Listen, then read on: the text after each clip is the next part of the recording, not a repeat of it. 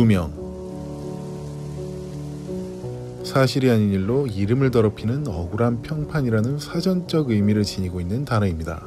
여러분들은 살면서 누명을 써본 적이 있으신가요? 만약 그런 적이 있었던 분이 이 영상을 보고 계신다면 이 남성의 심정을 다른 사람보다 더 이해하기 쉬울 듯합니다. 오늘은 2007년 9월 살인사건 당시 14살이었던 데본테 샌포드 군의 이야기로 여러분과 시간을 가져보고자 합니다.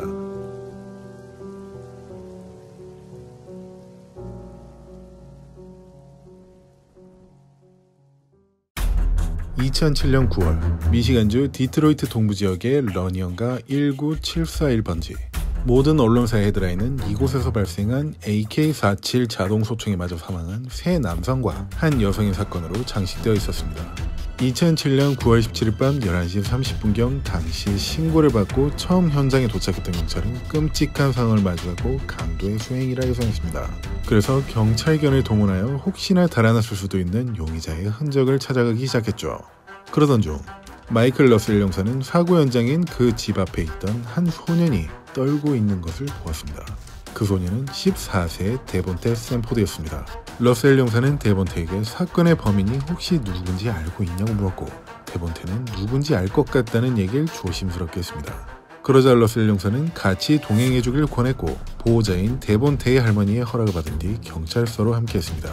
참고로 데본테의 어머니는 이때 집을 비웠던 상태라 할머니가 대신 서명하였고, 보통 미성년자가 참고인 자격으로 경찰서로 갈 때는 보호자가 반드시 동행하여야 했지만 할머니는 나이가 많아 데본테 혼자서 가길 원했기 때문에 이렇게 일이 진행되었던 것입니다. 이렇게 하여 새벽 4시경 데본테는 보호자도 없이 경찰서로 이동하여 신문을 시작하였습니다. 그 신문실에는 카메라와 녹음기가 설치되어 있었지만 어떤 방식으로도 신문이 기록되지는 않았습니다. 그럼 당시 작성된 신문 보고서 요약본을 간단하게 한번 살펴보도록 하겠습니다. 이쪽에 보시면 4명의 피해자들 신상이 나와있고 사건 시각, 신고 접수 시각, 현장 도착 시각 등이 있습니다. 그리고 결정적으로 서스펙츠의 4명의 닉네임과 신상이 적혀있죠. 이 용의자들은 모두 데본테가 증언한 용의자들이었습니다. 어쨌든 데본테는 신문을 마치고 다시 집으로 돌아왔습니다. 데본테는 이렇게 해서 이 사건과 무관하게 끝났던 것일까요? 아니요, 그렇지 않았습니다. 러셀 형사와 다른 형사는 그날 밤 다시 데본테를 데리러 왔기 때문이죠. 그래서 데본테는 다시 형사들과 경찰서로 동행했고 거기서 신문으로 몇 시간을 보냈습니다. 그런데 신문이 끝나고 작성된 경찰서 보고서엔 데본테와 3명의 친구가 그 집을 털러 갔다가 그 4명을 모두 사살했다는 것으로 기록되어 있었죠. 갑자기 어떻게 된 일이었을까요? 형사들이 결정적인 증거로도 잡았던 것일까요? 먼저 첫 번째 증거로 주장한 것은 총으로 모두를 살해하고 도망가기 전에 잔디밭에다 총을 버리고 갔다는 것이었습니다. 하지만 이상하게도 현장에선 어떤 총도 발견되지 않았었죠. 그리고 형사들은 두 번째 증거가 확실한 증거라고 주장했습니다. 그것은 데본테가 직접 그려낸 현장의 모습이었죠. 희생자들이 어떤 자세로 어느 위치에 쓰러져 있는지 표시한 것이었습니다. 이런 내용은 언론을 통해 공개한 적이 없었기 때문에 살인자와 현장을 수사하던 형사들을 제외하곤 이렇게 정확히 그려낼 수 없다고 주장한 것입니다. 하지만 데본테 유가족들은 이 주장이 터무니없는 거라 항의했고, 그에 따라 러셀 형사는 자신이 데본테와 신문했던 영상을 유가족에게 공개했습니다.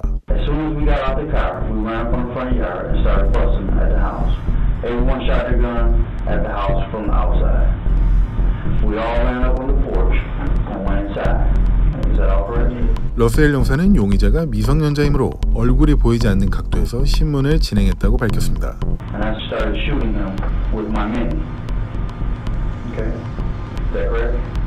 러셀 형사는 이 신문을 영문 읽기 수준이 초등학교 3학년 수준밖에 되지 않았던 데반테를 배려해 진술서에 적힌 질문을 일일이 읽어줬다고 했습니다. 그래서 그것에 대한 답변을 데반테가 말로 했고 그것을 진술서에 형사가 대신 적어줬다고 했죠.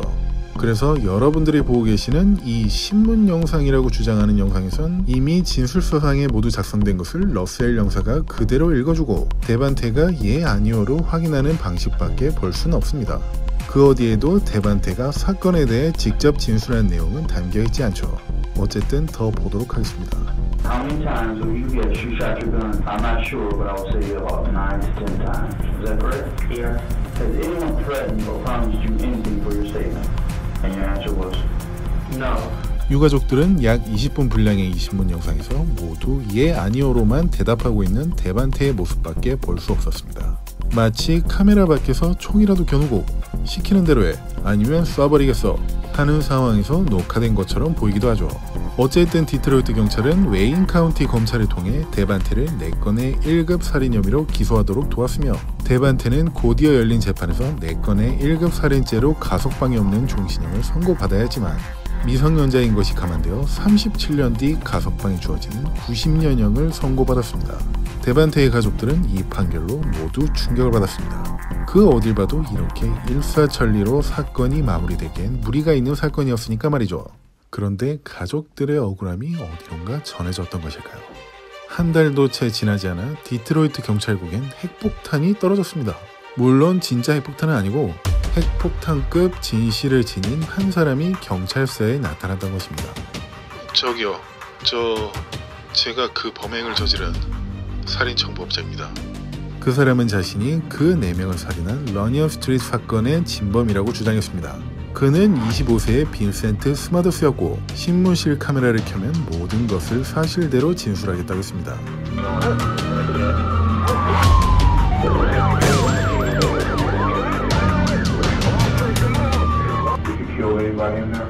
I'm sure 3 guys did. How about the female? I'm not sure. What did you use here? AK-47. 앞에 앉아있던 디트로이트 경찰국 제럴드 화이트 형사는 빈센트가 정말 그 범인이 맞다면 자신들이 거짓말한 셈이 되어버리니 자세한 내용은 진술하지 않길 바랬습니다. 하지만 빈센트는 이 얘기를 합니다. He's around you with the street. Did you hit somebody in there? Yes. Male, female, what? 3 guys and I believe it was a female now. 이 사건을 포함해 그는 총 12건의 살인을 저질렀다며 아주 상세한 묘사를 해냈습니다. 이것으로 보면 디트로이트에서 벌어졌던 살인 사건의 진범이 잡힌 것이죠. 하지만 디트로이트 경찰 입장에선 웃어야 할지 울어야 할지 애매한 상황이었습니다. 4명을 죽인 죄로 90년형을 선고받은 14살의 데반테가 감옥에 있었으니까요. 그래서 디트로이트 경찰에선 신문 영상에서 이 부분을 근거로 자신들의 조사가 틀리지 않았다는 것을 주장하기 시작했습니다. Why are you telling me about the shooting on Monday? Because it was getting to me and my mother told me to tell you the truth. 그리고 데본테는 이미 그 사실을 알고 있었기 때문에 그림을 그려낼 수 있었던 거라고 했습니다. 이 영상을 근거로 하면서 말이죠. It seemed like the man and the lady on the floor were already dead. 데본테의 어머니인 타민코 샌포드 씨는 진범이 직접 자수했다는 소식을 전해 듣자마자 데본테의 변호사를 맡았던 로버트 슬라메카 씨에게 연락을 했습니다. 그녀의 입장에선 그가 마지막 희망이었죠. 타민코 씨는 로버트 변호사에게 사건의 진범이 잡혔으니 아들의 항소 재판을 다시 맡아달라고 했습니다. 그래서 로버트 변호사는 항소 재판을 다시 맡기로 결정했습니다. 여러분들께서 보시기에 이 항소 재판은 웨인 카운티 검찰 측이 매우 불리한 상황이라 보실 겁니다. 왜냐하면 진범이라고 주장하는 사람이 나타났으니까 말이죠. 그래서 검찰 측에선 데본테 측으로 적당한 합의를 보자고 요청을 해왔습니다. 본인 혐의를 어느 정도 인정한다면 형을 많이 줄여줄 테니까 괜한 시간 낭비하지 말자는 거래 요청이었죠. 이건 솔직히 합의가 아니라 협박에 가까운 것이었습니다. 그래서 로버트 변호사는 데본테의 어머니에게 이렇게 얘기했습니다. 부인, 검찰 측에서 일부 작은 죄만 인정해주면 자신들도 괜히 일을 크게 만들지 않을 테니 그렇게 진행해달라는 요청을 했습니다. 솔직히 저희가 검찰과 경찰을 상대로 완벽하게 무죄를 이끌어낼 만한 상황은 아니라 이 거래를 받아들이는 것도 나쁘지 않아 보입니다. 그러니 생각해보고 말씀해 주시죠. 데본테의 어머니인 타민코 씨는 이 사실을 듣자마자 지인들에게 조언을 구하기 시작했습니다. 하지만 모든 지인들은 하나같이 여기서 굽혀버리면 정말 아무런 혐의가 없는 데본테의 인생이 절망적일 거라며 신념을 잃지 말라고 했습니다. 그래서 타민코 씨는 로버트 변호사를 통해 검찰 측으로 데본테는 이 사건과 아무런 관련이 없다며 혐의 없음을 계속해서 주장해달라고 했습니다. 게다가 자신이 진범이라고 주장하는 빈센트는 신문 중에 이런 진술도 있기 때문에 데본테 측은 더욱더 힘을 낼 수 있었습니다. What made you tell all this? I got a 3-week-old baby girl. Couldn't put them through a life on the run or the possibility of getting killed. 이렇게까지 궁지에 몰린 웨인 카운티 검찰과 디트로이트 경찰은 자신들의 실수 아닌 실수를 인정하고 사죄하고 물러났으면 됐을 터인데 절대로 자신들의 잘못을 인정하지 않고 데본테가 살인범이라는 입장을 계속해서 고수했습니다. 결국 타민코 씨는 빈센트에게 찾아가서 자신들의 편이 되어주길 간곡히 부탁했습니다. 솔직히 빈센트 입장에선 한 귀로 듣고 나머지 귀로 흘려보내도 끝인 상황이었지만 조금 아까 보셨던 신문 영상에서처럼 3주 된 딸아이를 생각해서 자수했기 때문에 이 모든 죄는 자신이 안고 가겠다는 얘기를 했습니다. 그래서 빈센트는 경찰을 통해 지금 수감되어 있는 데본테는 이 범행을 저지른 사람이 아니고 자신이 혼자 범행한 것이라 탄원했습니다. 그러면서 범죄 현장에 대한 그림을 직접 그려냈죠. 아까 말씀드렸던 것처럼 사건 현장에 대한 상황은 외부에 노출된 사항이 아니었기 때문에 경찰과 살인자가 아니라면 절대 알 수 없는 상황이었습니다. 그리고 빈센트는 아주 정확하게 그려냈습니다. 그리고 얼마 뒤 데본테보다 먼저 열린 빈센트의 재판.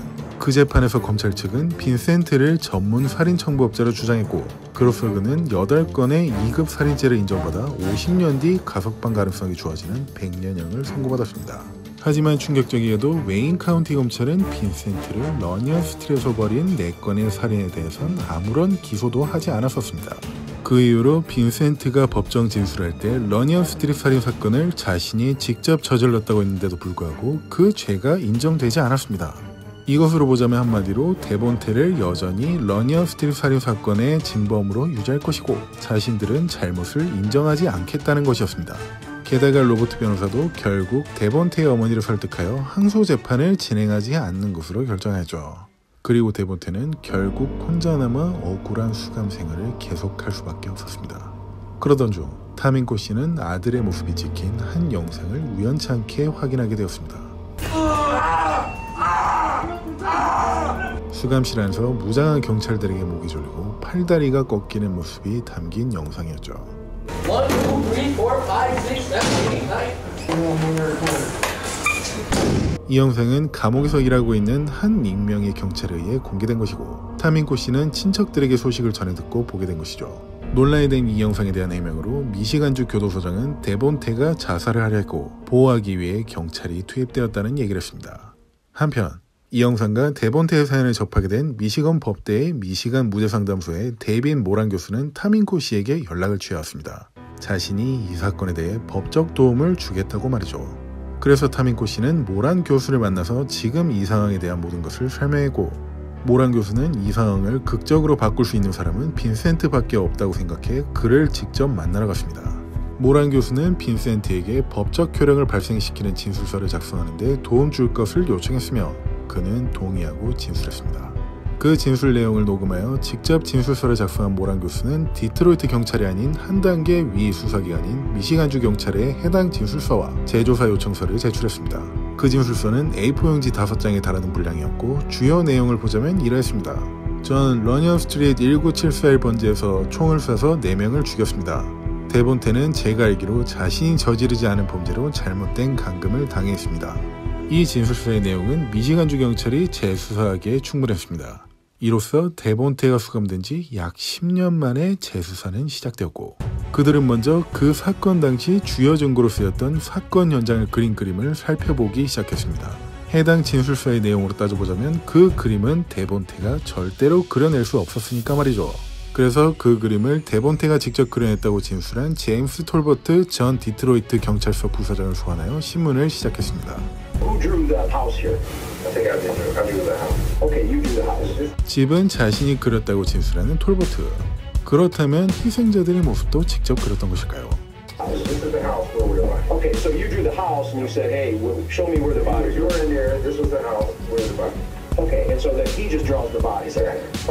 미시간 경찰은 계속해서 이어나가던 신문 중에 톨버트가 말을 계속해서 지어내는 듯한 느낌을 받았습니다.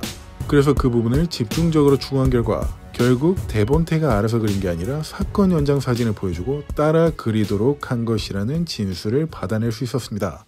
이로써 사건에 대한 주요 증거였던 그림이 증거로서의 효력을 잃게 되었고 그 사건은 웨인 카운티 검찰의 상위기관인 미시간주 검찰로 보고되었습니다.